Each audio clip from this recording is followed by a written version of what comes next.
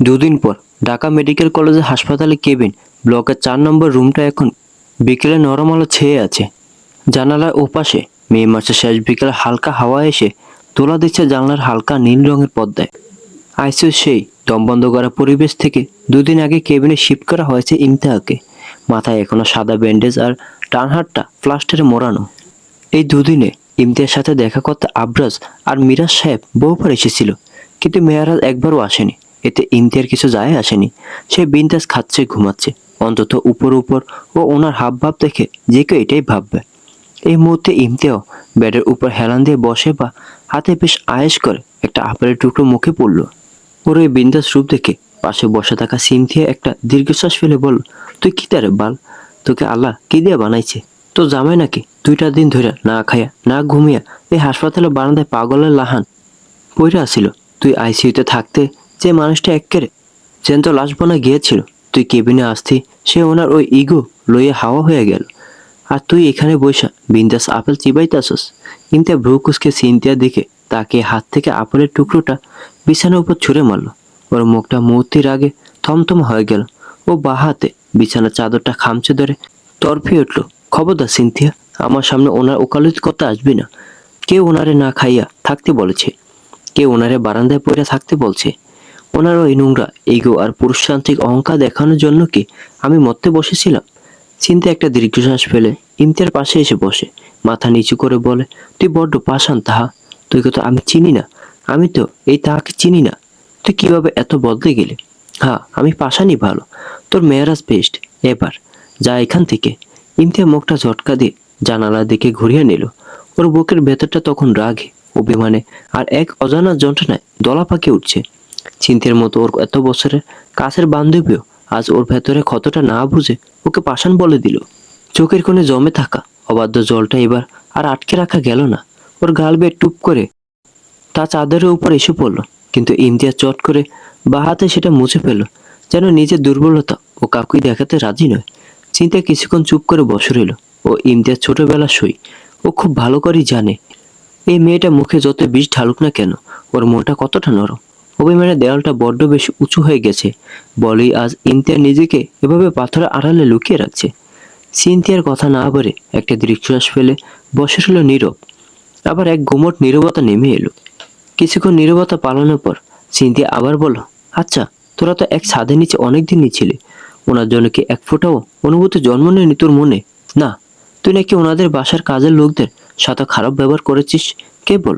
ঈশা? ঈশা? ঈশাকে তুই কিভাবে চিনিস? এসেছিল এখানে? মেয়েটা বলতে চায়নি। আমি জোর করে ওর পেট থেকে সব বের করেছি। এমতে মুখ বাঁকে আরেকটা আপেলে কামড় বসালো। চিনতে আবার বলল, কেন খারাপ ব্যবহার করেছিস? ওরা তো কোনো দোষ করেনি। করেনি? 1000টা কথার মধ্যে 900টা কথায় মেয়ারাজ। মেয়ারাজ আর মেয়ারাজ থাকতো। মেয়ারাজ ছাড়া যেন তারা কথাই বলতে পারে না। কখনো বলেনি তুমি কি চাও তাই কর। শুধু বল মেয়ারাজ এটা বলেছে, ওটা বলেছে। না মানলে রাগ করবে। Dot dot dot. চিন্তার দীর্ঘশ্বাস ফেলে বলল, তাহা ওটা ওদের দোষ না। মেয়েরা জান যে বাড়িতে থাকে, সেখানে ওনার কথা না মেনে চলা তো দুঃস্বপ্ন দেখার মতো। ওরা সবাই ওনাকে ভয় পায় কারণ ওনার ব্যক্তিত্ব এমন। কিন্তু তুই, তুই তো ইমতিয়া ইসলাম। তুই কি ভয় পেতিস? ইমতিয়া আপেল চিবুনো থামে একটু হাসলো, তবে সেই হাসিতে ব্যঙ্গ আর কষ্টের মিশ্রণ ছিল। ও শান্ত অথচ দৃঢ়স্বরে বলল, ও একটা মানুষ। মানুষকে আবার কে ভয় পায়? আমি এক আল্লাহ ছাড়া কাউকে ভয় পাই না। চিনতে হাসলো, তারপর ইমতিয়ার দিকে তাকে আনমনে বল, ইস, তুই যদি একবার মেয়ারাজের কেয়ারগুলো দেখতি, তোর প্রতি ভালোবাসাটা দেখতি, তাহলে ওকে ভালো না বাসতে পারার আফসোসে কান্না করতে। ছেলে 2টো দিন দৌড়ের উপর ছিল। ফর্সা শরীরটা কেমন যেন শুকিয়ে গেছে। চোখের নিচে কালচে কালি পড়ে গেছে। তারপরে মুখ ফুটে কিছু বলেনি। তোর সাথে কতবার দেখা করতে চেয়েছিল, তবে তুই আসতে দিসনি। কতটা নিকৃষ্ট তুই ইমতেহা। তোরা ইগো নিয়ে পড়ে আছিস। আমি মেয়ারাজকে কত খারাপ ভাবতাম, তবে এর থেকে বেশি খারাপ তুই। মেয়ারাজ তোকে কি? তুই মেয়ারাজকে ডিজার্ভ করিস না। আর আমাকে দেখ, কতটা অবাকি আমি। দুধে হালতা গায়ের রং, বডি ফিট সবই আছে, কিন্তু আমার স্বামী এতে খুশি না। কতটা অবহেলা করে আমায়। মেয়ারাজের দুঃখটা তোর থেকে বেশি আমি বুঝতে পারছি। চিন্তার শেষ কথাগুলো ইমতের কানে এসে লাগতি ওর মুখের আপেল চিবানো 1 সেকেন্ডে থমকে গেল। পুরো কেবিন জুড়ে যেন আচমকা এক পিনপত নীরবতা নেমে এলো। ইমতিয়াজ ধীরে ধীরে সিনথিয়ার দিকে তাকালো। ও চোখ দুটো এতক্ষণ অভিমানে ভিজছিল, কিন্তু এখন সেখানে তীব্র বিস্ময় আর এক অদ্ভুত শীতলতা ভর করেছে। সিনথিয়া তখনও নিজের ঘোরের মধ্যে মাথা নিচু করে নিজের শাড়ির আঁচলটা আঙুলে পেঁচাচ্ছে। ও নিজের অজান্তে ইমতিয়ার উপর রাগ দেখাতে গিয়ে নিজের মনে সুপ্ত হাহাকারগুলো গড়গড় করে বলে দিয়েছে। ইমতিয়া বা হাতে আপেলের বাকি অংশটা টেবিলের উপর সশব্দে নামিয়ে রাখলো। ওর কণ্ঠস্বর এখন আর বান্ধবীর মতো কোমল নয়, বরং এক জায়ান্ট বিলার মালকিনের মতো তীক্ষ্ণ। ও বলল, তুই আমার বান্ধবী, আমার ছোটবেলার সই। আমার স্বামী আমাকে ভালোবাসলে কি অবহেলা করলো সেটা আমার আর মেরাজের ব্যক্তিগত ব্যাপার। মেরাজান কেমন মানুষ, ওনার চোখের নিচে কালি পড়লো কি ওনার পশ্চা সরে শুকিয়ে গেল সেটা দেখার জন্য আমি ওনার স্ত্রী হিসেবে বেঁচে আছি। তুই ওনার রূপ আর ওনার কেয়ার নিয়ে এত দরদ কেন দেখাচ্ছিস? চিন্তায় মুখটা মুহূর্তের মধ্যে ফ্যাকাশে হয়ে গেল।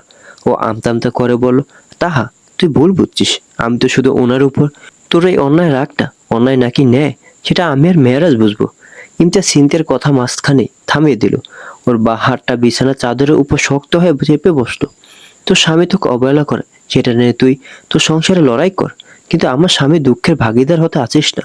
ওনার ব্যক্তিত্বের ছায়ায় অন্য কোনো নারী এসে দাঁড়াক এটা ও নিজেও পছন্দ করবে না। আর আমি ইমতিয়াজ ইসলাম তো বেঁচে থাকতে কখনো তা হতে দেব না। চিন্তা থতমত খেয়ে বিছানা থেকে উঠে দাঁড়ালো।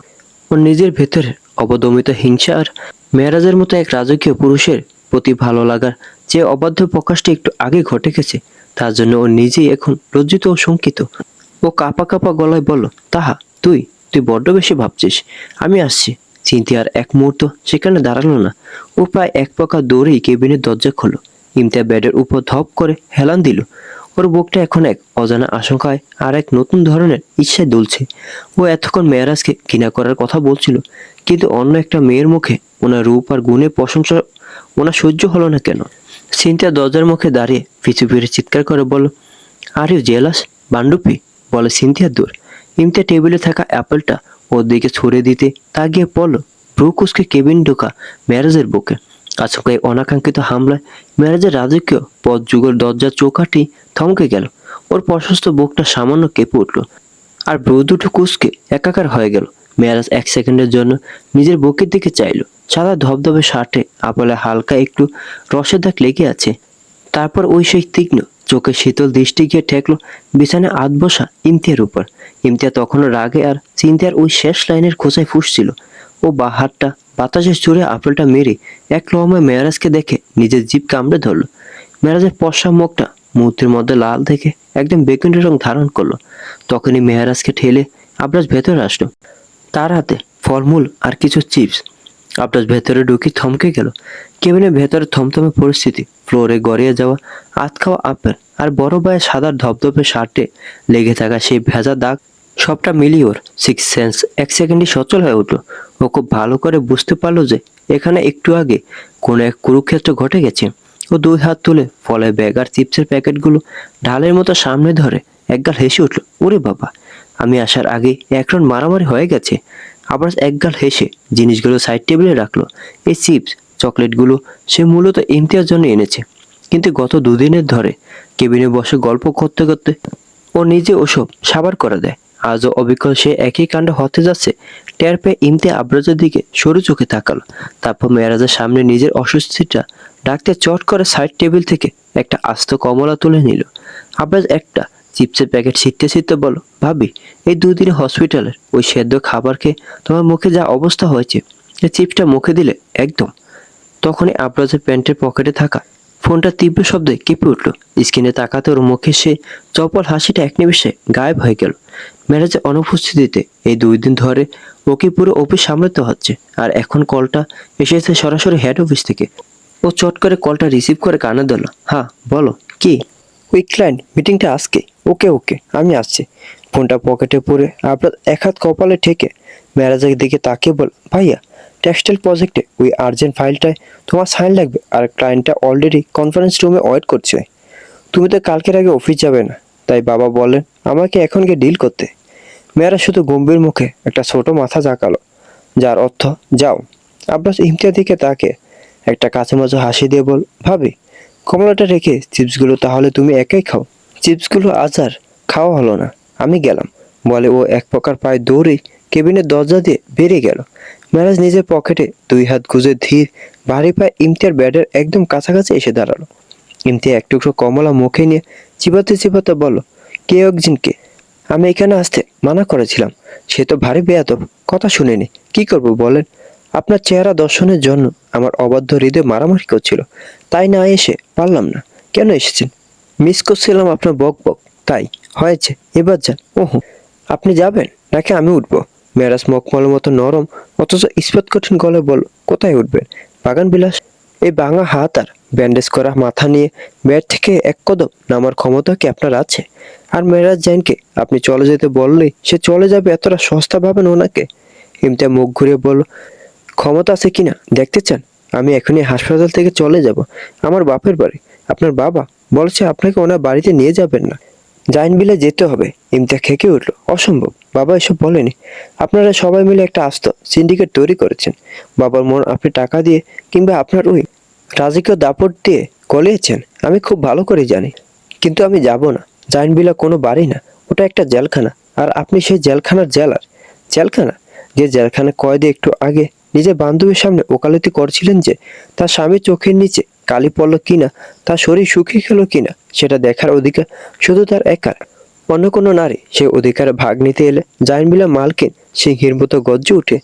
ইমতিয়াজ থতমত খেয়ে আর চোখে মেরাজের দিকে তাকালো। এই লোক সব কথা শুনে নিয়েছে নাকি? আজ তো বেয়াদব তো, দরজার বাইরে থেকে সবকিছু শুনিয়ে নিয়েছে। ইমতিয়াজ এক বোতল পানি ঢক ঢক করে খেয়ে আবার বলল, আপনার এই সস্তা লজিক নিজের কাছেই রাখুন, আমি আপনার কোনো কথা শুনবো না। সোজা কথা বলেন, কি চাই? মেরাজ এবার সোজা হয়ে ঠুলে বসলো। উপরে তাকিয়ে দেখলো ফ্যান চলছে নিজের স্পিডে, কিন্তু তার এরকম গরম লাগছে কেন? গরমে হাঁসফাঁস করে উঠল মেহরাজ, তার শরীর দিয়ে তত্তর করে ঘাম গড়িয়ে পড়ছে। হাত বাড়ে ইমতিয়াজ হাত ধরতে চাইলে ইমতিয়াজ ঝট করে সরিয়ে নিল। মেহরাজ দীর্ঘশ্বাস নিয়ে নিজেকে শান্ত করে বলল, আপনাকে চাই, সবই আছে আমার। আমাকে চাই মানে? দেখুন ইমতিয়াজ, আমি স্বীকার করলাম, আমি ভুল করেছি, পাপ করেছি। এতদিন পর সত্যি জানার পরও আপনাকে ছোট করেছি, আপনার ইগো হার্ট করেছি। রাঙামাটি থেকে ফেরার পর আমি ভেবেছিলাম আপনাকে আস্তে আস্তে সব বলবো, তবে তার আগে আপনি ঈশানের সাথে ডিভোর্সের কথা বললেন। আমার ভীষণ রাগ উঠলো, তাই আপনাকে কিডন্যাপ করিয়েছি। কারণ আমি চাইতাম না আমার গায়ে ডিভোর্সের তকমা লাগুক। আমি ভাবতাম একটা মেয়ে আর কী বা করতে পারবে, মেয়েরা শুধু ঘর সংসারই পারে, স্ত্রী শুধুমাত্র ঘরের সৌন্দর্য, আলমারিতে সাজিয়ে রাখা ডিনার সেটের মতো। ও, এগুলো আমি আমার বাবার কাছ থেকে জানতে পেরেছি। তবে আপনি আমার ধারণা ভেঙে দিয়েছেন ইমতিয়াজ। একবার আমাকে দেখুন, দুদিনে কি অবস্থা করে দিয়েছেন আমার। আমি আয়নায় নিজেকে চিনতে পারি না। জানবিলার ওই বিশাল ছাদ, ওই নামি দামি পারফিউম, আমার ওই রাজকীয় অহংকার, সবকিছু এই দুদিনে কেমন যেন অর্থহীন লেগেছে। আইসির বাইরে যখন ডক্টররা বলছিল আপনার অবস্থা আশঙ্কাজনক, তখন প্রথমবার মেয়ারাজ যায় টের পেয়েছে নিজের হার্টবিট বন্ধ হয়ে যাওয়ার ভয় কাকে বলে। আপনি আমাকে পুরুষতান্ত্রিক অহংকারে খোঁটা দিচ্ছেন। হ্যাঁ, আমি অহংকারী ছিলাম, ভেবেছিলাম জোর করে আপনাকে আটকে রাখবো। কিন্তু এই দুদিনে আপনার ওই নিত শরীরটা আমাকে বুঝিয়ে দিয়েছে জোর করে খাঁচায় বন্দি করা যায়, মন জয় করা যায় না। আপনি জেদ নিয়ে বাপের বাড়ি যেতে চান, চলে যান, তবে যাওয়ার আগে একবার আমাকে দেখুন। তাকান আমার দিকে, তাকান। দেখুন আপনি আমার কি অবস্থা করে দিয়েছেন। আমি খেতে পারি না, ঘুমাতে পারি না, আপনার দুঃখে কাজে মন বসে না। মেরাজ উঠে ইমতিয়াজ কাজ ঝাঁকিয়ে বলল, এই কথা বলুন, একবার বলুন ভালোবাসি, বলুন মিথ্যা হলেও বলুন, মনটাকে সান্ত্বনা দিই। আমার এই ছটফটানি, আমার ওই চোখের নিচের কালি, এসব কি আপনার অহংকার শান্ত করার জন্য যথেষ্ট নয়? মেরাজ থেমে নিজেকে শান্ত করলো। ইমতিয়াজ যে কত পাষাণ সে দেখতে পাচ্ছে। সামনে মানুষটা কেঁদে মরে যাবে, তবু একটা সান্ত্বনার মূলক কথা বেরোচ্ছে না মুখ থেকে। ইমতিয়াজ ঝটকা মেরে নিজের কাঁধ থেকে মেরাজের হাত সরিয়ে দিয়ে মেরাজের শার্টের কলার ধরে চিল্লিয়ে বল, এই এই মুরগি যায়, কি খেলা খেলছো আমার সাথে? মেরাজ মেয়ারেজ্জা, হিটলার, মহিষ, আর এখন মুরগি? বাহ বাহ, আর কিছু আছে ডাকার বাকি? মজা করবি না? কি চাই তোর বল? আপাতত আপনাকে চাই, আপনি হলেই হবে। ইমতিয়াজ দুর্বল হাতে একটা থাপ্পড় দিল মেয়ারজের গালে, তারপর কাঁদতে কাঁদতে বলল, আমি কখনো আপনাকে মানবো না, কখনো না। মেয়ারজ দীর্ঘশ্বাস ফেলল, না, এই মেয়েকে মানানো যাবে না, অন্য উপায় খুঁজতে হবে। সোজা হয়ে দাঁড়িয়ে কেবিন থেকে বেরিয়ে আব্বাসের নম্বরে কল দিল। 3বার রিং হওয়ার পর কল ধরলো। ম্যারেজ কিছু বলার আগে আব্বাস উপাস থেকে বলল, ব্রো, তুমি, তোমার বউ আর তোমাদের ঝগড়া ছাড়া আমার একটা জিন্দেগি আছে নাকি? আমি মিটিংয়ে আছি ভাই। ভাই আমার অবস্থাটা এখন এরকমই, যে দোকান থেকে একটা কুড়াল এনেছি, এনে গাছ কাটার আগে ভাবলাম নিজের উপর একটু ট্রাই করা যাক। কুড়ালে ধার আছে কেরা। উপাস থেকে আব্বাস গালে হাত দিয়ে বল, কি হয়েছে ভাই? ঝেড়ে কাশো তো দেখি। ভাই দেখ, আমি কি করব বুঝতে পারছি না।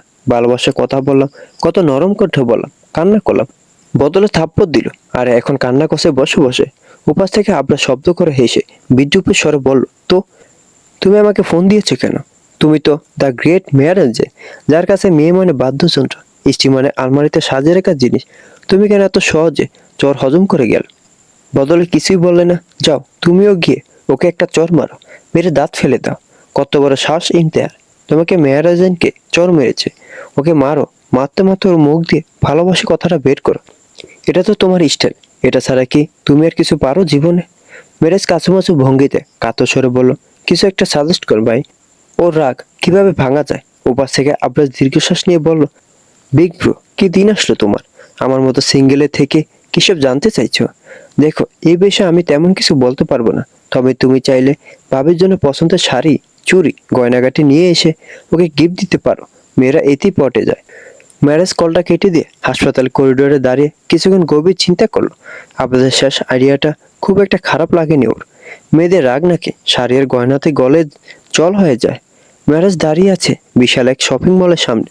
চারপাশে চাকচিক্য আর মানুষের ভিড়ের মাঝেও ও দাপুরের ব্যক্তিত্ব চট করে সবার নজর কাটছে। পকেট থেকে ফোনটা বের করে ও আবার আবরাজকে ডায়াল করলো। উপাস থেকে কলটা ধরতে ম্যারেজ অধৈর্য গলায় বল, আবরাজ, আমি যমুনা ফিউচার পার্কের সামনে দাঁড়িয়ে আছি। বুটিকে শাড়িতে নতুন পিয়ে রাদীপকে আনতে বলেছি, কিন্তু তুই যে বললি চুড়ের গয়নাগাটি, এসবের সাইজ তো আমি জানি না। ইমতিয়ার হাতে চুরির সাইজ কত হতে পারে? উপাস থেকে আবরাজ একটা চলন্ত গাড়ির হর্ন আর ফাইলের খসখস শব্দের মাঝখান থেকে হা করে হেসে উঠল। ওরে আমার মজদু ভাইরে, তুমি আসলে একটা আস্ত পিস। মেয়েরা যায় নিজে শপিং মলে দাঁড়িয়ে চুরির সাইজ খুঁজছে। এটা যদি মিডিয়ার লোক জানতে পারে, কালকে ব্রেকিং নিউজ হবে। আরে ভাই, আমি কি ভাবের হাত মেপে রেখেছি নাকি? তুমি দোকানে গিয়ে বলো মিডিয়াম সাইজে দিতে, আর কাঁচের চুড়ি না কিনে রেশমি সুতোর চুড়ি কেন। যদি সাইজ একটু ছোট বড় হয়, হাতে ঢুকানোর সময় ভাঙবে না, আর ভাবিরও ইনজুরিড হাতে লাগবেও না। মেরাজ আর কথা না বাড়ে গম্ভীর মুখে বল, ঠিক আছে, রাখ। মেরাজ কল কেটে চারদিকে পরিবেশ তীক্ষ্ণ দৃষ্টিতে দেখে মলের দিকে পা বাড়াল। কাউন্টারে দাঁড়িয়ে মেহরাজ এক পলক ট্রেতে সাজানো হরেক রঙের চুরির দিকে চাইল। মেরাজের মাথায় ঘুরছে ইমতিয়াজ চিকন পা হাতটা। ওর সমস্ত রাগ আর অভিমানের মাঝে ওই হাতটা যেন বড্ড বেশি মায়াবী। মেরাজ সেলসম্যানের দিকে তাকিয়ে গম্ভীর ভারী গলায় বলল, আমাকে 1 ডজন একদম টকটকে লাল রঙের রেশমি সুতোর চুড়ি দিন। সাইজটা যেন খুব বেশি বড় না হয়, একদম পারফেক্ট মিডিয়াম। লোকটা মাথা নাড়ে চলে গেল। মেরাজ আশেপাশে তাকাতে শোরুমের এসি ঠান্ডা পরিবেশের মধ্যে ও চোয়াল শক্ত হয়ে উঠল। কসমেটিক সেকশনের ঠিক উল্টো পাশে করিডোর দিয়ে হেঁটে আসছে ঈশান, পরনে ফর্মাল শার্ট, হাতে একটা শপিং ব্যাগ। মেরাজকে ওভাবে চুরির কাউন্টারের সামনে দাঁড়িয়ে থাকতে দেখে ঈশানও থমকে গেল। ও চোখে মুখে এক মুহূর্তের জন্য বিস্ময় ফুটে উঠল। তারপর মেরাজের দিকে এগিয়ে এসে অবাক কণ্ঠে বলল, আরে মেরাজ, তুমি তুমি এই চুরির দোকানে কি করছো? আমার বইয়ের জন্য চুরি নিতে এসেছি। ঈশান 1 সেকেন্ডের জন্য স্তব্ধ হয়ে গেল। ও মেরাজের মুখের দিকে চেয়ে রইল, যেন নিজের কানকে বিশ্বাস করতে পারছে না। বিস্ময় কাটিয়ে ঈশান বলল, ইমতাকে তুমি মেনে নিয়েছো? মেরাজ ওর স্বভাবসুলভ গম্ভীর চোখে ঈশানের দিকে তাকালো। কোনো লুকোচাপা না করে সোজাসুজি বলল, মেনে নেওয়ার প্রশ্ন উঠছে কেন? উনি আমার স্ত্রী। ঈশান একটা স্বস্তির দীর্ঘশ্বাস ফেলে হুট করে মেয়ারাজের কাঁধে হাত রাখতে গেল, কিন্তু মেয়ারাজের তীক্ষ্ণ চাউনি দেখে হাতটা নামিয়ে একগাল হাসলো। ওরে বাবা, তুমি মেয়ারাজের চুরি দোকানে দাঁড়িয়ে বইয়ের জন্য শপিং করছো? এটা তো ইতিহাস লিখে রাখার মতো ঘটনা। তা আমাদের তাহা কি? তোমার এই রূপ দেখে অলরেডি গলে জল। মেয়ারাজ ভূ কুঁচকে ঈশানের দিকে চেয়ে রইল। এই ছেলে মুখে ইমতিয়ার এই তাহা ডাকটা ওর একদমই পছন্দ হলো না। ও পকেটে হাত গুজে শীতল গলায় বলল, উনি রাগ করবে না তো? কি আপনার মতো লাফালাফি করবে? আর আপনি এখানে কি করছেন?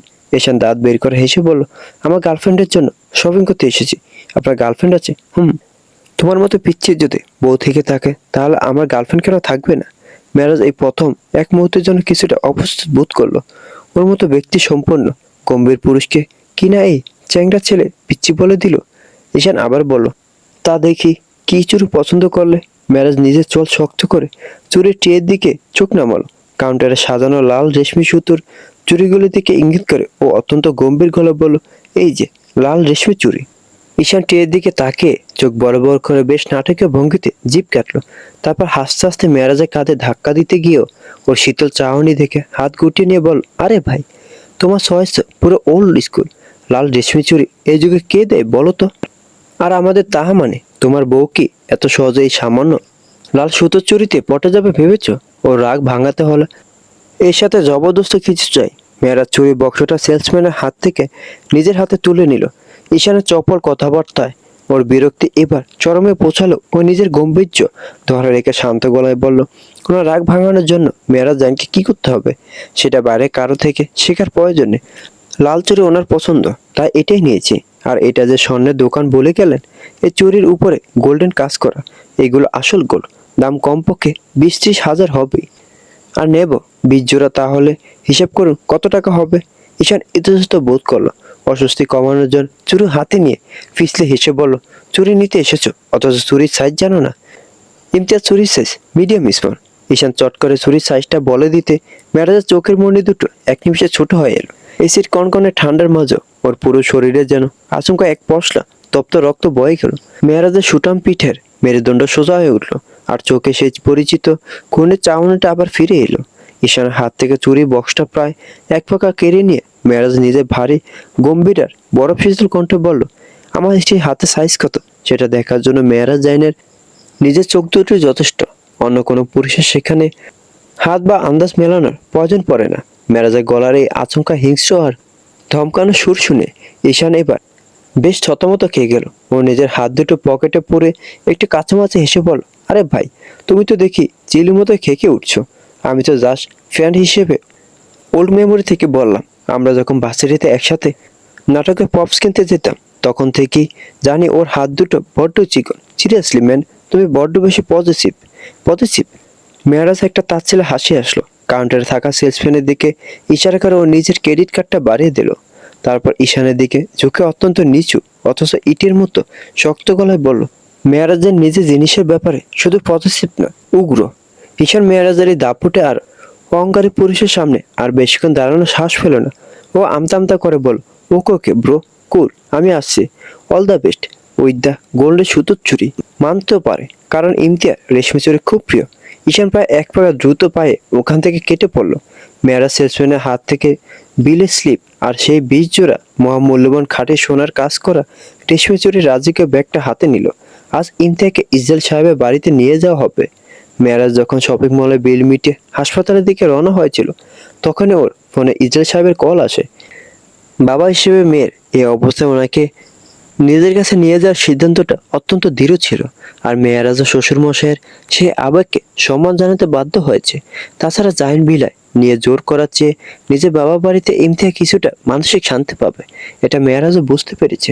তবে মেয়ারাজ যে দমে যার পাত্র নয়। ইমতিয়া যেখানেই যাক ওর নজর আর ভালোবাসা যে পিছু ছাড়বে না তা তো বলাই বাহুল্য।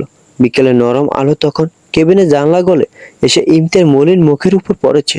তখন থেকে কেবিনের বাইরে বেশ শোরগোল। ইসরায়েল সাহেব নিজে এসেছেন গাড়ি নিয়ে। ইমতি একটা সাধারণ সুতির 3 পিস পরে বেডের উপর শান্ত হয়ে বসে আছে। ওর ফর্সা কপালে এখনো হালকা ব্যান্ডেজ, বা হাতে প্লাস্টারের সাদা আবরণ। এই কদিনের মধ্যে তার চকচকে মুখটা মলিন হয়ে কালো হয়ে গেছে। তার পাশে তার মা সব জিনিসপত্র গুছিয়ে নিচ্ছে। ইমতিয়ার মা সব জিনিসপত্র গুছিয়ে ব্যাগে ভরতে ভরতে মেয়ের শুকনো মুখটার দিকে তাকে একটা দীর্ঘশ্বাস ফেললেন। মায়ের মন মেয়ের এই অবস্থা দেখে বুকটা ফেটে যাচ্ছে। ইমতিয়াজ জানলার বাইরে শূন্য দৃষ্টিতে তাকিয়ে রইল।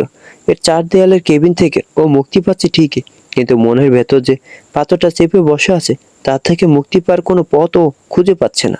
দরজা ঠেলে মেয়ারাজ ঢুকলো। তার পেছনে হ্যাংলা পাতলা গরম একটা ছেলে। মেয়ারাজকে ঢুকতে দেখে ইমতিয়ার মা একটু সরে দাঁড়ালেন। ইসরায়েল সাহেব কেবিনে এসে মেয়ারাজের মুখোমুখি হলেন। মেয়ারাজ নিজের ভেতরে সমস্ত অহংকার আর জেদ একপাশে সরিয়ে রেখে অত্যন্ত ভদ্রতার সাথে শ্বশুর শাশুড়ির সামনে গিয়ে দাঁড়ালো। গম্ভীর কণ্ঠে বিনয় ঠেলে বলল, বাবা, ইমতিয়ার ডিসচার্জে সব ফর্মালিটিস আমি নিজে কমপ্লিট করে এসেছি। ওনার ওষুধ আর প্রেসক্রিপশনের ফাইলটা রাদীফের কাছে আছে। আপনারা ওনাকে নিয়ে আপনাদের গাড়িতে উঠুন, আমি আমার গাড়িতে আপনাদের ঠিক পেছনেই আসছি। ইমতিয়ার মেয়ারাজের কথা শুনে এক পলক ওর দিকে তাকালো। ও ভেবেছিল মেয়ারাজ হতো এখন জায়ান বিলায় নিয়ে যাওয়ার জন্য হুলস্থুল কাণ্ড বাঁধাবে, হিটলারের দাপট দেখাবে। কিন্তু ওর এই শান্ত বাধ্য রূপ দেখে ও মনে মনে বেশ ঘাবড়ে গেল। মেয়ারাজের এই নীরবতা যে কোনো বড় জড়ো পূর্বাভাস, তা বুঝতে ওর বাকি রইল না। ইমতিয়ার বেড থেকে নামার জন্য পা বাড়াতে ওর মা ওকে ধরতে গেলেন, কিন্তু তার আগে মেয়ারাজ এক কদম এগিয়ে এসে অত্যন্ত সাবধানে আলতো করে ইমতিয়ার ব্যান্ডেজহীন ডান হাতটা নিজের শক্ত মুঠে জড়িয়ে নিল। ইমতিয়াজ ঝটকা মেরে হাতটা সরিয়ে নিতে চাইল, কিন্তু মেয়ারাজ এবার জোর করলো না, শুধু ওর গভীর তপ্ত চোখের দৃষ্টি দিয়ে ইমতিয়াকে থামিয়ে দিল। ফিসফিস করে অত্যন্ত নিচু গলায় বলল, চুপচাপ গাড়িতে গিয়ে বসুন। বাবা মায়ের সামনে অন্তত কোনো তামাশা করবেন না। ইমতিয়াজ নিজের ভেতরে সমস্ত রাগ চেপে মুখটা ঘুরিয়ে নিল। ইসরায়েল সাহেব মেয়ের এই মলিন কালচে হয়ে যাওয়া মুখের দিকে তাকে মেরাজকে বললে, তাহলে চলো বাবা, ইমতিয়াজ এখন বিশ্রামের খুব প্রয়োজন। হসপিটালের করিডোর দিয়ে যখন সবাই নিচে নামছিল, মেরাজ এক মুহূর্তের জন্য ইমতিয়ার পাশ থেকে সরল না। ওর বিশাল তারপরে শরীরটা ইমতিয়ার পাশে এক অদৃশ্য দেয়াল হয়ে রইল। নিচে নেমে ইমতিয়াজ যখন বাবার গাড়ির পেছনের সিটে গিয়ে বসলো, ও জানালার কাছ দিয়ে বাইরে তাকালো। মেরাজ তখনও গাড়ির দরজার পাশে সোজা হয়ে দাঁড়িয়ে একদৃষ্টিতে ওর দিকে চেয়ে আছে। ওনার পকেটে হাত রাখা চোয়াল শক্ত। ইমতিয়াজ বাবার গাড়িটা যখন স্টার্ট নিয়ে মেইন রোডের দিকে ধাবিত হলো, ঠিক তখনই মেরাজের কালো প্রাডো গাড়িটাও নিখুঁত গতিতে ঠিক পেছনে এসে অবস্থান নিল। ইমতিয়াজ জানালার কাছে মাথা টেকে একটা দীর্ঘশ্বাস ফেললো। ও মনে মনে ভাবলো, মাঝে মাঝে এই লোক এমন ব্যবহার করে যে আমি ইমপ্রেস হয়ে যাই। ইমতিয়াজ নিজের মনের এই আকস্মিক ভাবান্তর দেখে নিজে চমকে উঠলো। যে মেয়ারাজানকে ও সারা জীবন একটা নিষ্ঠুর একরোকা পাথর ভেবে এসেছে, তার ভেতরে এই সূক্ষ্ম কেয়ারিং রূপটা ওর চেনা সমীকরণগুলোকে উলটপালট করে দিচ্ছে। ঝাটকা মেরে মাথা ঝাঁকে ও জানালার বাইরে চোখ ফেরালো, যেন নিজের মনকে ধমক দিল, না ইমতেহা, এতটা দুর্বল হলে চলবে না। এই লোকটা দেওয়া ক্ষতগুলো এত সহজে ভুলে যাওয়া যায় না। সন্ধ্যা 7টা। ইমতিয়াকে বাড়িতে পৌঁছে মেরাজ এবার যাবে অফিসে।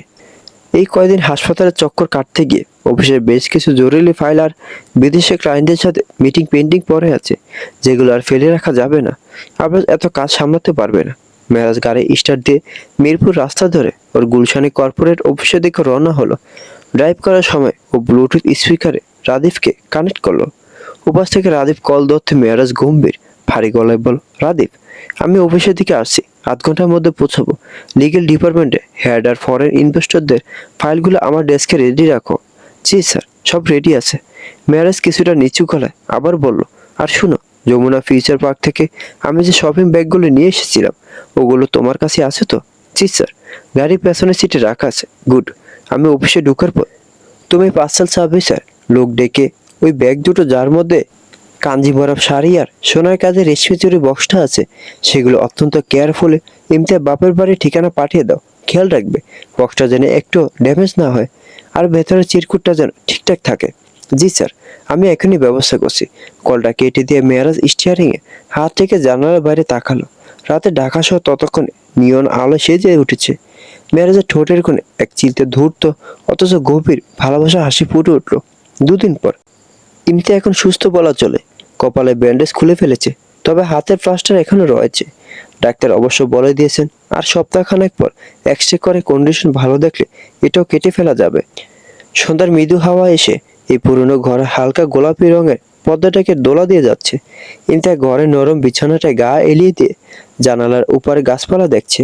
কপালে ব্যান্ডেজটা খোলার পর ওখানটা একটা হালকা কাটা দাগ রয়ে গেছে, তবে এই দুদিনে ওর কালচে মেরে যাওয়া মুখটায় আবার সে আগের চেনা লাবণ্য চলে গেছে। ইমতিয়াজ একটা দীর্ঘশ্বাস ফেলে বিছানা থেকে উঠে বসলো। সন্ধ্যার এই সময়টায় ওর প্রতিদিন এক কাপ গরম চাই। মাথাটা কেমন যেন দপদপ করছে। গা ঝাড়া দিয়ে ও ঘর থেকে বের হয়ে সোজা রান্নাঘরের দিকে পা বাড়ালো। প্লাস্টার করা বা হাতটা সাবধানে শরীরের সাথে লেপ্টে রেখে ও ডান হাত দিয়ে ক্যাবিনেটের উপর চায়ের সরঞ্জাম খুঁজতে লাগলো, কিন্তু পাতিল চরে ফ্রিজ খুলতেই ইমতিয়ার কপালে চিন্তার ভাঁজ পড়লো। তরল দুধের প্যাকেটটা একদম খালি, এমনকি কোটে গরু দুধও এক চামচ অবশিষ্ট নেই। ও রান্নাঘর থেকে ড্রয়িং রুমে উকি দিয়ে দেখলো বাবা বাসায় নেই। মাও হয়তো পাশের বাসায় কোনো কাজে গিয়েছেন। অগত্যা নিজেকে যেতে হবে।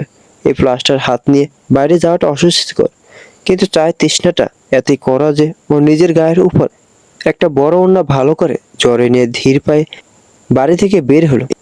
এই ভিতরে গলিটা সন্ধ্যার পর বেশ শান্ত থাকে। ইমতিয়াজ গলির মুখে চেনা মৃদু দোকানটা থেকে এক প্যাকেট দুধ কিনে যখন আবার বাড়ির দিকে ফিরছিল, তখন চারপাশটা বেশ অন্ধকার হয়ে এসেছে। ল্যাম্পপোস্টে হলুদ আলোয় ও নিজের ছায়ার দিকে তাকিয়ে হাঁটছিল। তখন একটা কালো রঙের স্পোর্টস বাইক বিকট শব্দ করে ওর একদম গা ঘেঁষে এসে ব্রেক কষলো। টাল সামলাতে না পেরে ইমতিয়াজ দু কদম পিছিয়ে গেল। ওর বুকের ভেতরটা ধক করে উঠলো। বাইক থেকে যে ছেলেটা নামলো, ওনার পা দুটো কিছুটা টলছে, পরনে দামি কিন্তু আলুথালু পোশাক, চোখ দুটো রক্তলাল। ছেলেটাকে এক পলক দেখে ইমতিয়াজ মেরুদণ্ড বেয়ে একটা শীতল স্রোত বেয়ে গেল। হৃদ এই এলাকার কুখ্যাত চেয়ারম্যানের ছেলে। 4 বছর আগে এই ছেলে ইমতিয়ার পেছনে আঠার মতো লেগে থাকতো, ওকে নানাভাবে বিরক্ত করত। পরে ওর বাবার রাজনৈতিক ক্ষমতার জোরে ওকে বিদেশে পাঠিয়ে দেয়। 4 বছর পর ও আবার ফিরে এসেছে, আর এই মুহূর্তে ও পুরোপুরি ড্রিঙ্ক করে মাতাল হয়ে আছে। হৃদ ওর বাইকটা হেলান দিয়ে দাঁড়িয়ে ইমতিয়ার প্লাস্টার করা হাতের দিকে তাকে একটা কুচ্ছিত হাসি দিল। মদের কড়া গন্ধ বাতাসে ছড়াতে ছড়াতে বল, আরে আমাদের এলাকার ক্রাশ ইমতিয়া ইসলাম তাহানা। ইমতিয়া বেবি, কোথায় যাচ্ছ? 4 বছর পর দেশে ফিরেই এমন লটারি লেগে যাবে ভাবিনি। তা হাত ভেঙেছে কিভাবে সুন্দরী? আমার মতো কাউকে জুতা দিয়ে পেটাতে গিয়ে লেগেছে বুঝি? ইমতিয়া নিজের ভয়টাকে আড়াল করে চোয়াল শক্ত করলো ও ওনাটা আরো ভালো করে জ্বরে নিয়ে হৃদকে পাশ কাটিয়ে চলে যেতে চাইলো, কিন্তু হৃদ চট করে ওর সামনে এসে পতারকে দাঁড়ালো। সরে দাঁড়া, রাস্তা ছাড়ুন বলছি। হৃদ একটা বৃষ্টির শব্দ করে হেসে উঠলো। আহা, রাগলে তোমাকে এখন আগের মতো উথাল পাতাল সুন্দর লাগে তাহা? শুনেছি পিচ্চে ছেলের সাথে বিয়ে হয়েছে, তাও মেয়ারাজ জাইন। পাই দাও, মেয়ারাজ জাইনের অনেক গল্প শুনেছি রে ভাই, অনেক টাকা আর পাওয়ার ওর, তাই না? কিন্তু এই গলির ভেতর তো আর ওর বডিগার্ডরা নাই। আর 4 বছর পর তোমাকে একা পেয়েছি, এত সহজে ছাড়ছি না। ইমতিয়াজ সরু চোখে একবার হৃদকে দেখে বলল, ভালোভাবে যেতে দিবি কিনা বল। হৃদ যেন আকাশ থেকে পড়ল। এই মুহূর্তে ইমতিয়ার মুখে এমন কর আর নির্ভীক উত্তর ও আশা করেনি। মদের ঘরে ও রক্তলাল চোখ দুটো আরো একটু বড় বড় করে ও বিকট এক হাসি দিল। ওরে বাবা, ধাত তো দেখি কমে নেই, উল্টো মেহরাজ জাইনের ঘরে গিয়ে তেজ আরো বাড়ছে। তো একা পেয়েছি যখন একটু তেজ না হয় কমায় দেই।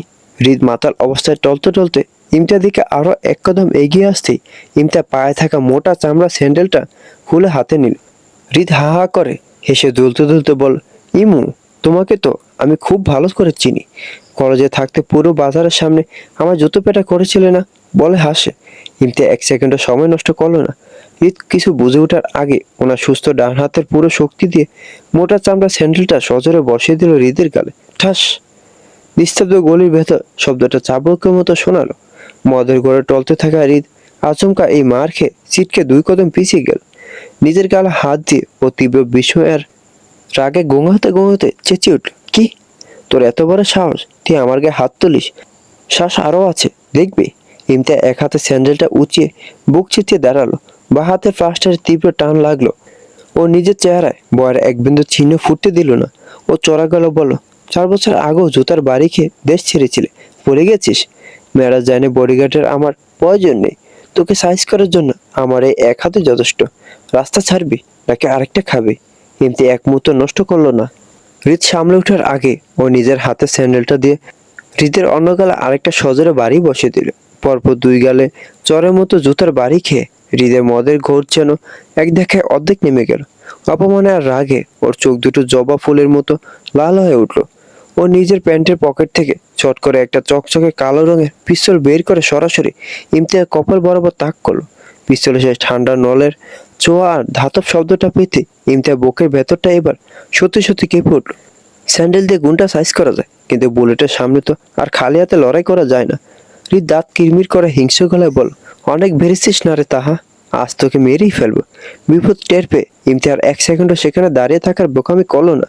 ও হাতে স্যান্ডেলটা ওখানেই ফেলে এক পা খালি রেখে উল্টো ঘুরে গলির ভেতরের দিকে দিল এক দৌড়। বা হাতে ফ্লাস্টারে তীব্র টান লাগলো ও পানের ভয়ে অন্ধের মতো ছুটতে লাগলো।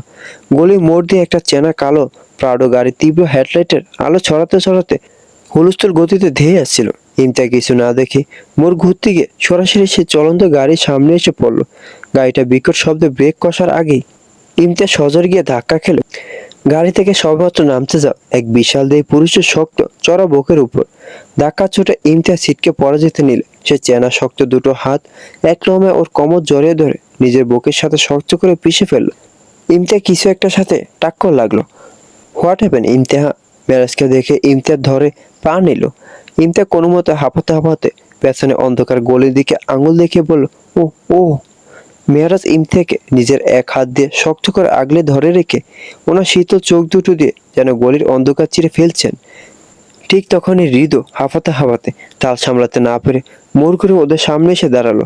হাতের পিস্তলটা ও এখনো শক্ত করে ধরে রেখেছে, কিন্তু মদের ঘোরে ও তখন পুরো অন্ধ।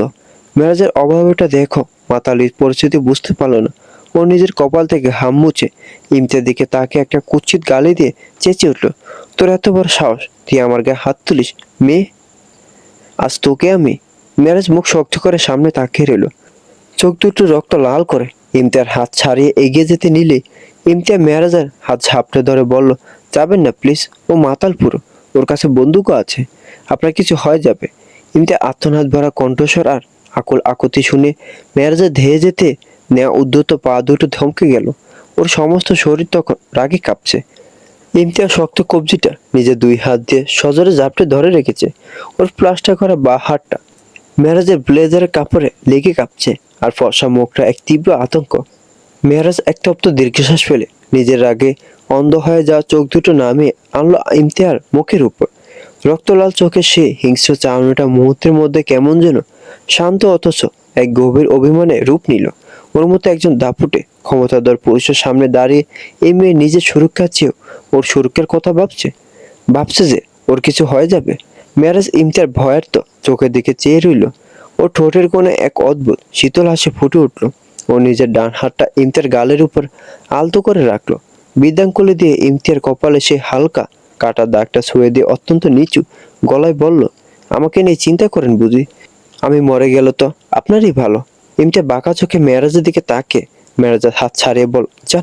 মেয়ারাজের হাসি খুশি মুখটা কালো হয়ে গেল। মেয়ারাজ থমথমে মুখ করে এক পলক ইমতিয়ার দিকে তাকে হৃদের দিকে এগিয়ে গেল। হৃদ ওকে দেখে বন্দুক সোজা করল, কিন্তু মাতাল থাকায় ভালোভাবে ধরতে পারছে না। মেয়ারাজ সোজা হেঁটে ওর কাছে থেকে আলগোছে বন্দুকটা নিয়ে ছুঁড়ে ফেলে দিল। হৃদ বিপদ বুঝতে পেরে পালাতে নিলে মেয়ারাজ হৃদকে পালানোর কোনো সুযোগ না দিয়ে ওর অন্য হাত দিয়ে হৃদের শার্টের কলারটা মুছে ধরল। ওকে মাটি থেকে পায় শূন্যে তুলে ওর বরফ শীতল খুনে কণ্ঠস্বরে গর্জে উঠল, তুই আমার স্ত্রী দিকে বন্দুক তাক করিস? তুই জানিস তুই কার সীমানায় দাঁড়িয়ে কার গায়ে হাত দেওয়ার স্বপ্ন দেখছিস? বলার সাথে মেয়ারাজের প্রথম শক্ত থাপ্পড়টা গিয়ে পড়ল হৃদের গালে। থাপ্পড়ে ছোটে হৃদ পিচ ডালা রাস্তায় আসতে পড়ল। ওর মুখ দিয়ে রক্ত বেরিয়ে এলো। মেয়ারাজ আবার ওকে ধরতে নিলে পিছন দাঁড়িয়ে থাকা ইমতিয়াজ বলল, আমি কি আসবো? মেয়ারাজ তেরা চোখে ইমতিয়াজ দেখে তাকে চিৎকার করে বলল, এক্সপেরিয়েন্স আছে। ইমতিয়াজ উপর নিচ মাথা নাড়ালো। হৃদের কলারটা আরেকটু শক্ত করে ধরলেন এবং ইমতিয়াজ দিকে তাকে দাঁত কিচমিচ করে বলল, তাহলে আর দাঁড়িয়ে আছেন কেন? শুভ কাজে দেরি করতে নেই, চলে আসুন। ইমতিয়াজ সাইডে পরে থাকা একটা লাঠি তুলে ধূপধাপ পা ফেলে হৃদের দিকে এগিয়ে গেল। হৃদ তখন মাটিতে পড়ে নিজের মুখ থেকে রক্ত মুছছিল। মেহরাজ মুখে মেরে ও দাঁত নাড়িয়ে দিয়েছে। বেচারা নেশা কেটে গেছে। মেহরাজ ওর শার্টের কলারটা লোহার মুঠোয় এমনভাবে পেঁচিয়ে ধরে রেখেছে যে ওর নাড়ার কোনো সাধ্য নেই। মেহরাজ তেরা চোখে ইমতিয়ার হাতে সে লাঠিটার দিকে একবার তাকালো। ইমতিয়ার লাঠি নিয়ে বসিয়ে দিল এক ঘা হৃদের হাতে। আবার দিতে গেল, কিন্তু অতিরিক্ত ক্ষোভ আর প্লাস্টার করা হাতের কারণে শরীরের ভারসাম্য ঠিক রাখা ইমতিয়ার জন্য কঠিন হয়ে উঠেছিল। হৃদকে লক্ষ্য করে উপর জোপরে চালানো লাঠির একটা প্রচন্ড বারে আচমকা নিশানা ফসকে গেল। হৃদ ব্যথার চোটে মাথাটা হুট করে নিচু করে ফেলায় সে শক্ত লাঠির আঘাতটা সরাসরি গিয়ে লাগলো হৃদকে ধরে থাকা মেয়ারাজের নিচে ডান হাতে তালুর ঠিক পিছনের চামড়ার আর কবজিতে। লাঠির মাথায় থাকা একটা খসখসে ধারালো কোণ মেয়ারাজের ফর্সা হাতের চামড়া এক নিমেষে চিরে দিল। ফিনকি দিয়ে তাজা রক্ত বেরিয়ে ধবধবে সাদা শার্টের হাতা আর দামি ব্লেজার মুহূর্তের মধ্যে লাল করে তুলল। হুট করে এই কাণ্ড ঘটে যাওয়ায় ইমতিয়াজ আতকে উঠে হাতের লাঠিটা ধপ করে মাটিতে ফেলে দিল। মেহরাজের দিকে তাকে অপরাধীর মতো কণ্ঠে বলল, সরি মেহরাজ, আপনি ঠিক আছেন তো? আমি ইচ্ছে করে মারিনি, চলেন আমার বাসায় চলেন। হাতে তীব্র যন্ত্রণায় মেহরাজ এক সেকেন্ডের জন্য হৃদের কলার থেকে ওর ইস্পাত কঠিন বাঁধন আলগা করে ফেললো। আর এই সুবর্ণ সুযোগটাই হাতছাড়া করলো না হৃদ। ও বুঝতে পারলো এই জমদূত দম্পতির হাত থেকে বাঁচতে না পারলে আজ ওর লাশ ড্রেনে ভেসে যাবে। ও নিজের সমস্ত অবশিষ্ট শক্তি দিয়ে মেহরাজকে একটা মরণ কামড়ের মতো ধাক্কা মারল এবং উল্টো ঘুরে অন্ধকারের মধ্যে ল্যাংচাতে গলির ওপারে যান প্রাণ দিয়ে দৌড়ে পালিয়ে গেল। মেহরাজ এক পলক নিজের হাতের দিকে তাকিয়ে কিরমির করে বলল, নিশানা তো অসাধারণ আপা। শত্রুদার আমি নাড়ালাম আর আপনি লাঠি দিয়ে নিজের স্বামীর হাতটাই ছিঁড়ে ফেললেন। আপনার এই ভয়ঙ্কর এক্সপিরিয়েন্সের কথা আগে জানলে আমি নিজে হৃদের পায়ে ধরে ক্ষমা চেয়ে নিতাম। এখন বলুন, আমার এই হাতটা কি এক্সরে করতে হবে, নাকি আপনার প্লাস্টারের পাশে আরেকটা প্লাস্টার করাতে হবে? ইমতিয়াজের বাড়ির ড্রয়িং রুমে মুখ ভার করে বসে আছে মেহরাজ। তার হাতের কবজিতে স্যাভলন লাগিয়ে ভালোভাবে পরিষ্কার করে দিচ্ছে ইমতিয়াজ। কিন্তু সমস্যা হচ্ছে ইমতিয়াজ এক হাত দিয়ে ব্যান্ডেজ করে দিতে পারবে না। আরেক তুলায় স্যাভলন লাগিয়ে ক্ষতস্থানে এমনভাবে চেপে ধরেছে যে মেহরাজের কলিজা বের হয়ে যাচ্ছে। তবুও সে একজন ছেলে মানুষ, চিৎকার করলে ব্যাপারটা খারাপ দেখায় না। ইমতি আবার তুলু নিয়ে বসা দিতে মেয়ারাজ চোখ দুটো বড় বড় করে দাঁতে দাঁত চেপে কোনো মতো নিজের চিৎকারটা গিলে ফেলল। ওর ফর্সা মুখটা ব্যথার চোটে মুহূর্তে লাল থেকে কালচে হয়ে উঠল। মেয়ারাজের এই অদ্ভুত নীরবতা আর কুঁচকে যাওয়া মুখ দেখে ইমতিয়া চোখের পলক ফেলে নিষ্পাপ গলায় বলল, কি হলো মেয়ারাজ, বেশি জ্বলছে? আমি কি আরেকটু স্যাফলন দেব? রক্তটা মনে হয় ভেতর থেকে এখনো পুরোপুরি পরিষ্কার হয়নি। মেয়ারাজ মনে মনে চিৎকার দিয়ে বলল, বই তুই আমার মাফ কর। কিন্তু মুখে ওনার সেই চিরচেনা গাম্ভীর্যতা ধরে রাখার আপনার চেষ্টা। ইমতিয়াজ যখন সত্যি আবার স্যাভলনের বোতলটার দিকে হাত বাড়ালো, তখন মেয়ারাজ আর নিজের ভেতরে গম্ভীর ভাবটা টিকিয়ে রাখতে পারলো না। সুস্থ বাম হাতটা দিয়ে এক ঝটকা ইমতিয়াজ কবজিটা মাঝপথে চেপে ধরলো। বেচারা ফর্সা কপাল বেয়ে তখন ব্যথার চোট চয়েছে, ঘাম পড়ছে, চোখ দুটো প্রায় জবা ফুলের মতো লাল। মেয়ারাজ দাঁতে দাঁত চেপে গলার রগ ফুলে হিসিস করে বললেন, দয়া করে আর না বৌজান, আপনার এই স্যাভলনের ধাক্কা সহ্য করার ক্ষমতা মেয়ারাজ জানেননি। আপনি ক্ষত পরিষ্কার করছেন না, জেনে শুনে আমার চামড়া পুড়িয়ে কয়লা করার মিশনে নেমেছেন। চিৎকার করছি না দেখে কি আমাকে রোবট ভেবেছেন? ইমতিয়াজ তুলোটা হাতে নিয়ে ওর নিষ্পাপ চোখে তাকিয়ে বলল, কিন্তু আমি তো জানি কত জায়গায় ভালো করে স্যাভলন চেপে না দিলে ইনফেকশন হয়ে যায়। আমি তো আপনার ভালোর জন্যই। থাক, আমার ভালো করতে গিয়ে এক হাত কবরে দিয়ে দিচ্ছেন। ইমতিয়াজ কিছু না বলে মলম লাগিয়ে সুন্দর করে ব্যান্ডেজ করে দিল। মেরাজ দীর্ঘশ্বাস ফেলে সোফায় মাথা এলিয়ে দিল। ইমতিয়া ফার্স্ট এড বক্সের ডেটল, তুলো আর বাকি সরঞ্জামগুলো এক এক করে গুছিয়ে রাখতে রাখতে হঠাৎ খেয়াল করলো সোফার পাশে সেন্টার টেবিলটার উপর একটা বড় সড়ো ওয়ান টাইম কাগজে শপিং ব্যাগ রাখা। এটা আসার সময় মেরাজ গাড়ি থেকে বের করে হাতে করে নিয়ে এসেছিল। ইমতিয়া কৌতূহলী চোখে ব্যাগটার দিকে তাকালো। ব্যাগটা থেকে একটা চেনা জিভে জল আনা রাজকীয় সুবাস হালকাভাবে ভেসে আসছে। কাচ্চি বিরিয়ানি, খাঁটি ঘি আর বাসমতি চালে সেই তীব্র সুঘ্রাণ পাওয়া মাত্র ইমতিয়ার পেটের ভেতর খিদেটা মোচড় দিয়ে উঠল। সন্ধ্যার পর থেকে এত ধকল খেয়েছে যে ও নিজের খিদের কথাই ভুলে গিয়েছিল। ইমতিয়া ব্যাগটার কাছে এগিয়ে গিয়ে ওটার ভেতরে উকি দিল। ভেতরে দুটো বড় বড় বিরিয়ানি বক্স রাখা। ও কৌতূহল চেপে ধরে রাখতে না পেরে মেয়ারাজের দিকে তাকে জিজ্ঞেস করলো, এই ব্যাগটা কি মেয়ারাজ? মেয়ারাজ তরাক গতিতে চোখ খুলে উৎসাহিত কণ্ঠে বলল, আমার এই মহামূল্যবান হাতটা দিয়ে নিজ দায়িত্বে রান্নাঘরে দাঁড়িয়ে এই কাচ্চি বিরিয়ানিটা আমি নিজে রান্না করেছি আপনার জন্য। আপনি অসুস্থ ছিলেন, তাই ভাবলাম আজ একটু নিজের হাতে রাঁধুনি সেজে আমার স্ত্রীর মুখে তুলে দিই। মেয়ারাজের মুখে এই পরম মমতাময়ী ও রোমান্টিক ডায়লগ শুনে ইমতিয়া এক সেকেন্ডের জন্য সত্যি সত্যি গলে গেল। ও বেশ অবাক আর আপ্লুত হয়ে ভাবলো, মেয়ারাজ জানির মতো মানুষ নিজের হাতে বিরিয়ানি রেঁধে আনিছে। ও অত্যন্ত আগ্রহ নিয়ে ব্যাগ থেকে একটা বক্স বের করে আনলো।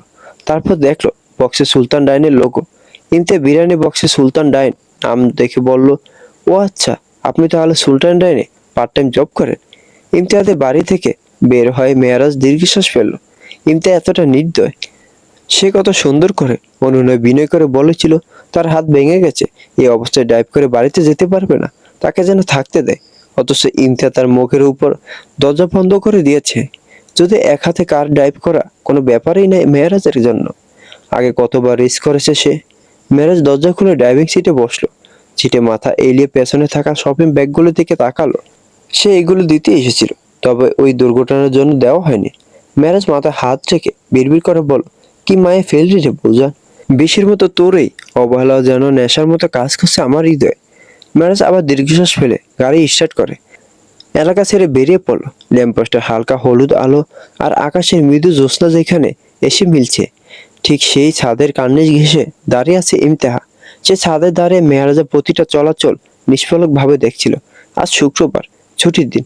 সকাল সকাল মেয়ারাজ আব্রাসকে ঘুম থেকে তুলে রেডি হতে চলে গাড়িতে করে কোথাও নিয়ে যাচ্ছে। মেয়ারাজ নিজেই আজ ড্রাইভিং সিটে বসে গাড়িতে একটা বাংলা গান ছেড়ে দিয়ে বেশ খুশ মেজাজে স্টিয়ারিং ধরেছে। আজ ওর পরনে ভীষণ ক্যাজুয়াল একটা অফ হোয়াইট লিলেন শার্ট আর ব্লু ডেনিম। ছুটির দিনের সকালে মিষ্টি রোডটা ও চশমার কাছে এসে এক চমৎকার প্রতিচ্ছবি তৈরি করছে। ওপাশে ক্রু ড্রাইভার সিটে বসা আব্রাজ এখনো ঠিকঠাক চোখ খুলতে পারছে না। ছুটির দিনে সকাল 7:30টায় মেয়ারাজ কাকে ঘুম থেকে তোলে এভাবে হাইওয়েতে গাড়ি ছুটাবেন, এটা আব্রাজের 7 জন্ম ভাবনার বাইরে ছিল। ও একটা বড় হাই তুলে কোনো মতে সিটে সোজা হয়ে বসে জিজ্ঞেস করলো, ভাইয়া আমরা আসলে যাচ্ছিটা কোথায়? সকাল সকাল কোনো আর্জেন্ট ক্লায়েন্ট মিটিং আছে নাকি? না তোর জন্য হিজড়া দেখতে যাচ্ছে। আব্রাজ কেসে উঠলো। এই কথায় কথায় হিজড়ার সাথে বিয়ে দিবে বলাটা মেরাজের অভ্যাস। বলার কারণও আছে। ঘটনাটা ছিল বছর 2 আগের। আবরাজ তখন বাসেটে প্রথম বসে। একদিন মেয়ারাজ নিজে গাড়ি ড্রাইভ করে ওকে বাসেটে ক্যাম্পাস থেকে পিক করতে গিয়েছিল। গেটের সামনে গাড়ি পার্ক করে মেয়ারাজ যখন চশমাটা ঠিক করছিল, ঠিক তখনই আবরাজ হন্তদন্ত হয়ে গাড়িতে এসে বসলো এবং জানালা দিয়ে বাইরের দিকে আঙুল তাক করে চরম উত্তেজিত গলায় বল, ভাইয়া ভাইয়া জলদি বাম দিকে তাকাও। ও যে লাল রঙের শাড়ি পরা মেয়েটা যাচ্ছে, ওকে আমার দারুণ পছন্দ হয়েছে। কি সুন্দর লম্বা চুল আর কি রাজিকে হাঁটার ঢং। আমি সিদ্ধান্ত নিয়েছি ভাইয়া, তোমার এই ছোট ভাই বিয়ে করলে ওনা কি করবে? ছোট ভাই এই আকস্মিক ক্রাশ খাওয়ার গল্প শুনে মেয়েরাজও বেশ কৌতূহলী হয়ে চশমাটা নাকের ডগায় নামিয়ে বাম দিকে তাকিয়েছিল। লাল শাড়ি পরিহিত সে ললনা তখন ধীর পায়ে ওদের গাড়ির দিকে এগিয়ে আসছিল। আবরাজ তো সিট থেকে প্রায় অর্ধেক বাইরে লাইট পোস্টের মতো চোখে ওনার দিকে তাকিয়ে চোখ মারা আপনার চেষ্টা করছিল, কিন্তু বিপর্যয়টা ঘটলো ঠিক তার পরের সেকেন্ডে। গাড়ির একদম কাছাকাছি আসতেই সেই ললনা হুট করে থমকে দাঁড়ালো।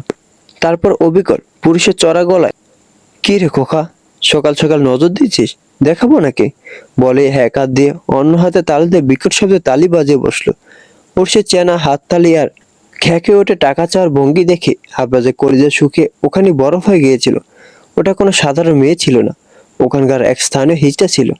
সেদিন গাড়ির ড্রাইভিং সিটে বসে মেয়ারাজ যেভাবে পাগলের মতো এসেছিল, ওর পুরো জীবনে কেউ ওকে ওভাবে হাসতে দেখেনি।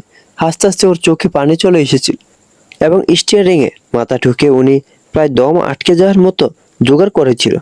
আর সেই দিন থেকে আবরাজের কপালে এই স্থায়ী হিজড়ার তকমা জুটে গেছে। বাস্তবে ফিরে আবরাজ ঢোক গেলে মিনমিন করে বল, ব্রো তুমি এই কাহিনী আমার ভাবিকে বলে দিও না। মেরাজ নির্বিকার। আবরাজ সিটের কোনায় মুখ কাচুমুচু করে জানালার বাইরে তাকিয়ে রইল। মনে মনে বলল, আল্লাহ, আমার এই পাপের প্রায়শ্চিত্ত কি এই জন্য শেষ হবে না? এই লোক বুড়ো বয়সে লাঠি হাতে ভর দিয়ে চলার সময়ও এই গল্প বলে আমার জান খাবে। গাড়িটা ততক্ষণ হাইওয়ে ছেড়ে ইমতিয়াজ চেনা গলির ভেতরে দিয়ে মন নিয়েছে। সকালের ওই নিঝুম সময় গলিটা বেশ শান্ত ও স্নিগ্ধ। মেরাজ গাড়িটা একদম ইমতিয়াজের বাড়ির সদর দরজার সামনে এনে ব্রেক কষলো। ইঞ্জিন বন্ধ করে ও পিছনের সিটের দিকে তাকালো, যেখানে রাখা আছে বড় বড় দুটো দামি শপিং ব্যাগ আর কিছু মিষ্টির বক্স। মেরাজ গাড়ি থেকে নামার আগে নিজের ব্যান্ডেজ করা হাতটার দিকে একবার তাকালো, তারপর আবরাজকে উদ্দেশ্য করে গম্ভীর গলায় বলল, গাড়ি থেকে ব্যাগগুলো নামা। জিন্দেগিতে প্রথম শ্বশুরবাড়ি বেড়াতে এসেছি। আজ ছুটির দিনে আমার শ্বশুর শাশুড়িকে উপর দিতে হবে। আর হ্যাঁ, মুখটা সোজা কর, মনে হচ্ছে হিজড়া দেখিসনি, নিজে হিজড়া হয়ে গেছিস। আবরাজ তড়িঘড়ি করে নিজের লজ্জাজনক চিন্তা মাথা থেকে ঝেড়ে ফেলে পিছনের সিট থেকে ব্যাগগুলো দুই হাতে তুলে নিল। মেয়ারাজ ধীর পায়ে সিঁড়ি বেয়ে উপরে উঠে ইমতিয়াজ বাড়ির কাঠের প্রধান দরজাটার সামনে এসে দাঁড়ালো। বাহা দিয়ে কলিং বেলে পরপর দুবার চাপ দিল। ঠিক 1 মিনিট পর ভেতর থেকে লক খোলার শব্দ হলো। দরজাটা খোলার সাথে সাথে মেয়ারাজের সামনে এসে দাঁড়ালো ইমতিয়াজ। ঘুম থেকে সবেমাত্র উঠায় ওর চুলগুলো পিঠের উপর আলুথালু হয়ে ছড়িয়ে আছে। চোখ দুটোতে একরাশ ঘুমের ঘোর আর শ্যামলা মুখটায় এক চিলতে চেনা লাবণ্য। ইমতিয়াজ চোখ কষলে কষলে ভ্রু কুঁচকে তাকালো। পেছনে আবরাজ এসে ইমতিয়াজকে দেখে উচ্চস্বরে বল, শুভ সকাল চিনিমিনি ভাবে, আমি তোমার দেবর আবরাজ। ইমতিয়াজ চোখে ঘুমের রেশ কাটেনি। দরজায় মাথা ঠেকিয়ে বলো, কারা চাচা আপনারা? চিনি না তো। আমি বিবাহিত মহিলা, আমার সময় নেই যান। ইমতিয়াজ এমন চরম উদাসীন আর অবিশ্বাস্য উত্তর শুনে পেছন থাকা আবরাজ ব্যাগ হাতে পাথরের মতো জমে গেল। ও হা করে একবার ইমতিয়াজ দিকে, আরেকবার নিজের বড় ভাই মেয়ারাজের দিকে তাকাতে লাগলো। কেউ নিজের দেবর আর স্বামীকে সকাল সকাল চাচা বলে, এভাবে রিজেক্ট করে দিতে পারে? এটা আবরাজ কেন স্বয়ং মেয়ারাজ জাইনও কখনো কল্পনা করেননি। মেয়ারাজ এক গভীর তপ্ত দীর্ঘশ্বাস ফেলে চশমাটা নাক থেকে একটু নামালো। তারপর ইমতিয়াজ চোখ ডলতে থাকা ঘুম জড়ানো মুখটার দিকে তাকে তাতে দাঁত চেপে কড়া গলা বলো, চিনতে পারছেন না আপা? আমি সুলতান ডাইনে রাজমিস্ত্রি পার্ট টাইম জব করি। ইমতিয়াজ কিছু একটা বলতে যাবে, অমনি ভিতর থেকে ধূপধাপ শব্দ করে ছুটে এলে ইমতিয়ার মা রেহানা বেগম। দরজায় দাঁড়ানো চারজেল রাজপুত্রের মতো জামাই আর পেছনে এক গাথা শপিং ব্যাগ হাতে দাঁড়িয়ে থাকা সুদর্শন ছেলেকে দেখে ওনার চোখ আহ্লাদে চরক গাছ হয়ে গেল। আর নিজের মেয়ের এমন আলু থালু চুলে দরজায় মাথা টেকে জামাইকে পথ আটকে রাখার দৃশ্য দেখে ওনার কলিজা শুকিয়ে যাওয়ার জোগাড়। রেহানা বেগম এক মুহূর্ত নষ্ট না করে ইমতিয়াজ সুস্থ ডান হাতটা ধরে এক ঝটকায় ওকে দরজার আড়ালে সরিয়ে দিলেন। দাঁত কিরমির করে ফিসফিসে বললেন, তোর আক্কেল কি কোনোদিন হবে না রে ইমতিয়াজ? সকাল সকাল জামাই দরজায় এসে দাঁড়িয়ে আছে আর তুই ভূত সেজে পথ আটকে রেখেছিস। ইমতিয়াজ হাত ছাড়ে ধূপধাপ পা ফেলে আবার নিজের রুমে চলে গেল। রেহানা বেগম আবার দরজার দিকে এগিয়ে গেল। মেয়ারাজকে দেখে রেহানা বেগমের মুখে চড়া হাসি ফুটে উঠল। উনি অত্যন্ত আন্তরিক ভঙ্গিতে বললেন, আরে মেরাজ বাবা, তোমরা সকাল সকাল কোনো খবর না দিয়ে একবারে সারপ্রাইজ দিলে তো। এসো বাবা এসো, ঘরের ভেতরে এসো। ওকে, তোমার ছোট ভাই না? তোমরা ভেতরে এসে বসো বাবা। মেরাজ বিনয় হাসিটা মুখে ফুটিয়ে রেহানা বেগমকে সালাম দিল। তারপর ইমতিয়াজ যাওয়া দেখে এক পলক তেরা চোখে তাকিয়ে ড্রয়িং রুমের সোফার দিকে পা বাড়ালো। পেছনে আবরাজ বোকার মতো হেসে রেহানা বেগমকে কুশল জানিয়ে ব্যাগগুলো নিয়ে ভেতরে ঢুকলো। মেরাজ আশেপাশে তাকিয়ে নরম করতে শুধালো, বাবা কোথায় মা? রেহানা বেগম সন্তুষ্টি হাসি এসে বললেন, তোমার বাবা তো সকাল সকাল গরিব মনের কাঁচা বাজার গিয়েছে বাবা। ছুটির দিন তো, তাই একটু তাজা মাছ তরকারি কিনতে গেল, এখনই চলে আসবে। মেরাজ আবরাজের দিকে তাকিয়ে দেখলো ব্যাগগুলো কোলে নিয়ে বসে আছে। ও থেকে ব্যাগগুলো কেড়ে নিয়ে হাসি মুখে বল, মা এইগুলো আপনাদের জন্য। রেহানা বেগম দামি ব্র্যান্ডের শপিং ব্যাগ আর রাজকীয় মিষ্টি বড় বড় বক্সগুলোর দিকে তাকিয়ে একাধারে যেমন খুশি হলেন তেমনি বেশ অপ্রস্তুত বোধ করলেন। উনি মেহরাজের দিকে ফিরে মৃদু অনুযোগী সুরে বললেন, আরে বাবা, এত কিছু কেন আনতে গেলে বলো তো? তোমরা কষ্ট করে সকাল সকাল এসেছো, এটাই তো আমাদের জন্য সবচেয়ে বড় উপহার। রেহানা বেগম হেসে চলে গেলেন রান্নাঘরে। আব্বাস আশেপাশে তাকে মেয়ারাজকে বলল, সকালে কিছু খাইনি ব্রো, খাবার কবে দিবে? মেয়ারাজ দীর্ঘ শ্বাস ফেলে কপালে হাত ঘষে বিড়বিড় করে বল, এর মতো সোসা আমার ভাই, মাঝে মাঝে মানতে কষ্ট হয়। বাচ্চাদের পার্কে কেন নিয়ে এলেন? পার্কে সবুজ ঘাসের উপর দাঁড়িয়ে ইমতিয়া এক হাত কোমরে রেখে চরম বিরক্ত মুখে পশ্চরা সরে দিল মেয়ারাজের দিকে। দুপুরে এলাই কাণ্ড কারখানার পর এই বিকেলে রোদে এখানে এসে দাঁড়াতে হবে ও ভাবতে পারেনি। দুপুরে ইমতিয়ার বাবা বাজার থেকে ফেরার পর ড্রয়িং রুমে রীতিমতো উৎসব বসে গিয়েছিল। মেয়ারাজ তো শ্বশুরের সাথে গল্প মেতেছিল, আর আবরাজ পুরো চটপটে স্বভাব নিয়ে মাতিয়ে রেখেছিল রেহানা বেগমকে। দুপুরে ভারী খাওয়া দাওয়ার পর বিকেল হতে মেয়ারাজ হুট করে প্রস্তাব বসলো, মা তাহা তো কয়েকদিন ধরে ঘরের ভেতর বন্দি, চলুন বিকেলবেলা একটু পাশের পার্কটা থেকে ঘুরে আসে। আপনাদের সাথে আছে, ওরও একটু ফ্রেশ হওয়া দরকার। ব্যাস। রেহানা বেগম আর ওনার স্বামী এক বাক্যে রাজি। ইমতিয়ার কোনো উজুর আপত্তি খাটলই না। তবে পার্কে আসার পর দেখা গেল মেয়ারাজ ওদের বড়দের কোনো পার্কে না নিয়ে এসে সরাসরি নিয়ে এসেছে এলাকার বাচ্চাদের একটা ছোট রাইডার দোলনা সমৃদ্ধ পার্কে। ইমতিয়ার খিটখিটে প্রশ্নের জবাবে মেয়ারাজ ওর সানগ্লাসটা একটু ঠিক করে নিল আর চোখে তাকালো দূরে দাঁড়িয়ে থাকা আবরাজের দিকে। এই দামড়াটা বাচ্চাদের সাথে ক্রিকেট বল খেলছে। মূলত আবরাজে মেহরাজকে বুদ্ধি দিয়েছে সাড়ে চুরি দিয়ে প্রপোজ করার জন্য, কিন্তু ইমতিয়ার রূপ দেখে শ্বাস পাচ্ছে না।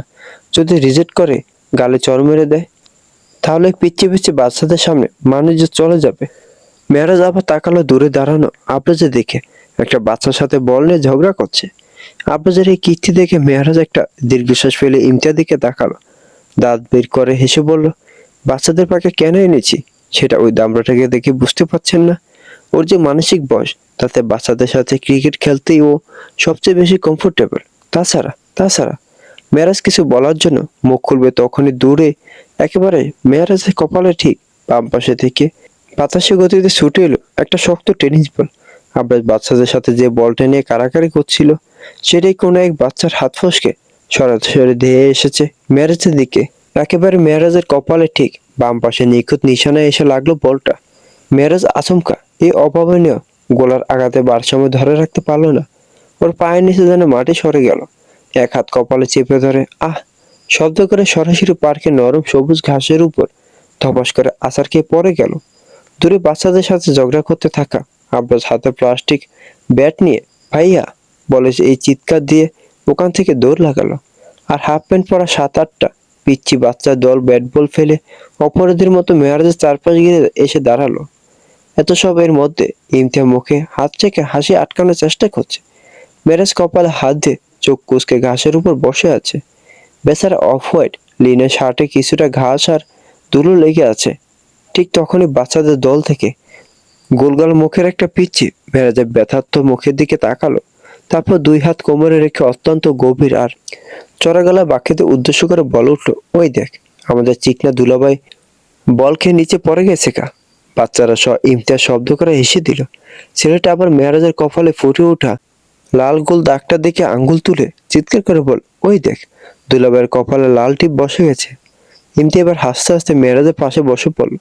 মেয়ারাজ চোখ তুলে তীক্ষ্ণ দৃষ্টিতে তাকাতে ওই ছেলেটা বাদে সবাই দৌড়ে পালালো।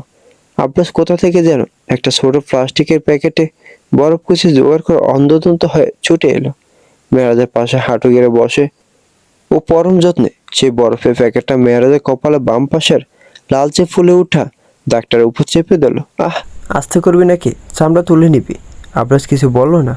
ওই ছেলেটা আবার বলল, বেটা হয়ে ব্যথা ফান, ভালো করে ব্যায়াম করে, না হলে বাতাসে উড়ে চলে যাবেন আর বোনটা বিধবা হয়ে যাবে। মেরাজ দাঁত কিরমির করে বলল, ওরে কঙ্কাল, আমি প্রতিদিন জিম করি, বডিওয়ালা আমি। আমার এই হাত দিয়ে যদি তোকে একটা থাপ্পড় দিই তাহলে তো চাপার দাঁত পড়ে যাবে। ছেলেটা ব্যাংচে মেরে বলল, দেন তো দেখি। ইমতিয়া ধমকে বলল, আহিল্লা যা বাড়িতে। আহিল নামক পিচ্চিটা চলে গেল। ইমতিয়া এবার মেরাজের দিকে তাকিয়ে রাগ দেখিয়ে বলল, আপনিও কি বাচ্চা নাকি? এই বাচ্চা বাচ্চা ছেলে মেয়েদের সাথে কীসব করছেন? মেরাজ উত্তর না দিয়ে কপাল বসেই রইল। ইমতিয়া আশেপাশে তাকে একটু নরম কণ্ঠে বলল, ইয়ে, আমি কি হাত ধরে নিয়ে যাবো বডিওয়ালা? কোলে তুলে নিয়ে গেলেও মন্দ হয় না। বন্ধুরা, আজকের গল্পটি এই পর্যন্তই। যদি গল্পটি ভালো লাগে তাহলে ভিডিওটি লাইক করুন, আর গল্প সম্পর্কে কোনো মতামত জানানো থাকলে কমেন্ট করতে পারে। আর এই গল্প পরবর্তীতে কী ঘটে তা জানার জন্য এবং এরকম আরও সুন্দর সুন্দর গল্প পাওয়ার জন্য আমার চ্যানেলটি সাবস্ক্রাইব করে বেল আইকনটি বাজিয়ে রাখুন। ধন্যবাদ।